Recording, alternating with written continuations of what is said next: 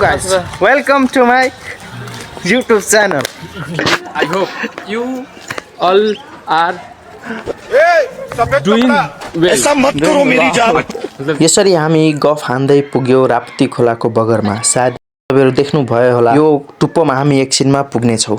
एकछिनमा खोलाको किनार हेर्दै हामी पुग्यौं पूर्व पश्चिम राजमार्ग। यसरी खोलाको सौन्दर्य दृष्टि अवलोकन गर्दै त्यसपछि हामी बुद्ध भगवानलाई ढोक नमस्कार गर्दै डाँडा चढ्न सुरुवात गर्यौं। एउटा हात्ती जाडोमा घाम तापेको र श्री हनुमानजी भगवान लक्ष्मणको प्राण बचाउनका निम्ति दौडिरहेको देखेर हामी पनि आफ्नो स्पिड बढायौं।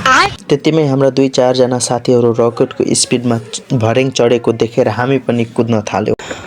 आउनुस् हजुर, कस्तो फिलिङ्स भइराछ?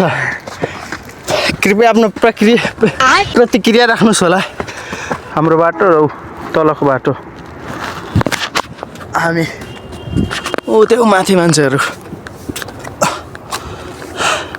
सबजना रेस्ट ठान्दै हैन। हाम्रो प्रिय मित्रहरु त हाम्रो यहाँ पूजनीय दाइ सला आधी घण्टाको बाटो भनेर 1.5 घण्टा लागिसक्यो यार। यस्तो छ बाटो, न त भर्याङ छ न त बाटो नै। हट त्यो हाम्रो साथी एउटा अगाडि नै पुगेछ यार। यस्तो छ अवस्था यहाँको, न त बाटो नै छ न त राम्रो भर्याङ नै छ। जाऊ के अझै बस्ने यस्तो छ पारा मोटो मान्छेको यस्तै हुन्छ होला। यहाँसम्म बाटो छ तर यहाँदेखि छैन।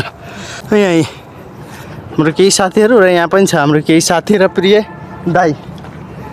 सबको हावा निस्किरहेको छ अहिले यो चढ्नमा। यस्तो छ अवस्था,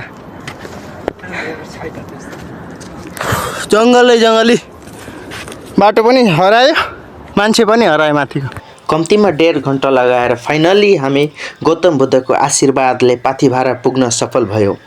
यसरी हामी दर्शनका साथसाथै 1-2 वटा सम्झनाको लागि तस्बिरहरू लियौं। हाम्रो मेन उद्देश्य भनेको पाथिभारा मन्दिर दर्शनका साथसाथै त्यहाँको भ्यू टावरबाट हेटौडाको दृष्टि अवलोकन गर्नु थियो। यसरी हामी साथीहरू त्यहाँ गएर टिकट लियौं र त्यसपछि हामी माथि टावरमाथि चढ्न थाल्यौं। हामी भ्यू टावरमाथि चढेर सकेसम्म राम्रो र सुन्दर दृश्य रेकर्ड गर्न कोसिस गर्यौं। हामी 5-6 जना साथीको समूह यसरी माथि गएर रमाइलो गर्न थाल्यौं। यो थियो हाम्रो मकवानपुरको हेटौडा र पाथिभारा मन्दिर। त्यसपछि हामी बिस्तारै माथि गयौं जुन 3-4 तले जति हाइटमा थियो। तपाईहरु हेर्न सक्नुहुन्छ यो हाम्रो हेटौडा र यता साइडमा राप्ती रिभर। यो भयो हाम्रो पाथिभारा मन्दिर अनि पाथिभारा मन्दिरको मुनि हेटौडा अनि उता माथिको डाँडामा हाम्रो मनोकामना मन्दिर जुन अस्ति हामी एउटा भिडियो बनाएका थियौं। अहिले ठ्याक्कै अपोजिटको डाँडामा हामी अहिले घुम्दै छौं हैन। यो अर्को डाँडा भयो, त्यो मनोकामना डाँडा र यो भनेको पाथिभारा डाँडा। तल मान्छे हेर्नु कत्रो सानो देखिरहेछ।